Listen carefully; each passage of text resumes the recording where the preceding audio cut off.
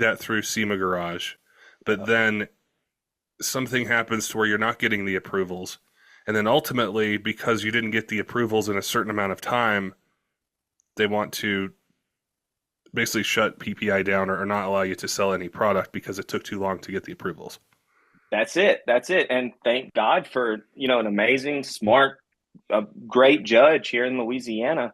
PPI is open, and we're not getting shut down over that nonsense. Thank God.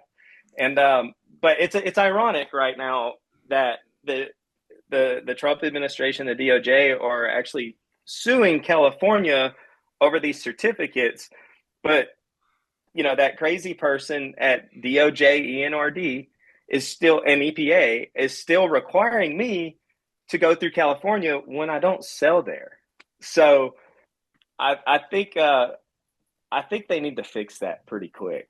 This is developing into a very interesting dilemma.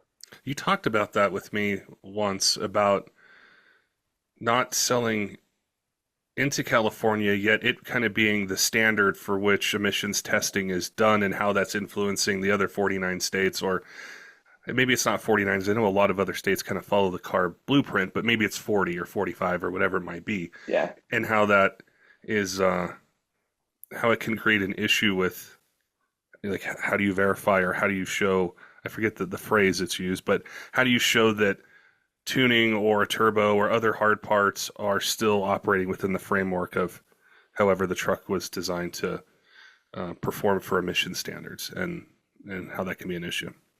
Yeah, and the thing is like they it's almost like CARB, and I'm just speaking from my own thoughts, nothing factual, but it's almost like CARB and the DOJ or EPA pick winners and losers based on what they kind of got going on. I'm not saying that's what happens, but why do some of the people that did the same thing, or like it worse than me in some cases, they can do 49 states and self-testing, you know what I mean? Or some people can go through SEMA Garage and get that certificate and it was fine. Originally they told me I couldn't use SEMA Garage because they didn't see their certificates basically as valid, and there was no record keeping that they could go pull all your stuff and look at it. SEMA Garage made it to where they fixed all that, and yet still they're holding me to this standard. It's crazy. What was it like during the oversight hearings? I saw that on Facebook. You had posted it, and my first thought was like, that's like big time now. Like, you're going to be on TV, like it's going to be part of